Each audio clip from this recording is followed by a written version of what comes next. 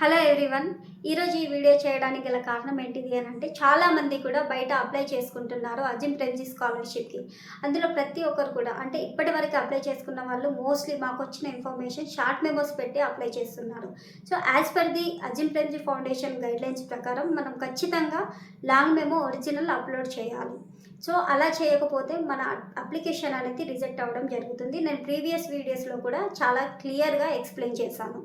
So ఇప్పుడు మీకు long memos మన తెలంగాణ స్టేట్ బోర్డ్ నుంచి అయితే వచ్చినాయి, కాలేజెస్కి రీచ్ అయ్యాయి. సో మీరు కాలేజెస్కి మీ కాలేజెస్కి వెళ్ళి తెచ్చుకొని వీలైనంత అంటే మనకి ఇంకో 4 days టైం ఉంది కాబట్టి మీరు అప్లోడ్ చేసుకోండి. అండ్ ఇన్ కేస్ ఇప్పుడు మాకు రీచ్ అవ్వలేదు, మేము చేయలేకపోతున్నాము అనుకునే వాళ్ళు దయచేసి షార్ట్ మెమో పెట్టి అప్లై చేయకండి. సో నెక్స్ట్ మనకి సెకండ్ రౌండ్లో ఆపర్చునిటీ ఉంది కాబట్టి ఆ సెకండ్ రౌండ్లో మన డాక్యుమెంట్స్ అన్ని ప్రాపర్గా పెట్టేసి అప్లికేషన్ చేసుకుంటే మోస్ట్లీ మీరు సెలెక్ట్ అయ్యే అవకాశం ఉంది. Thank you.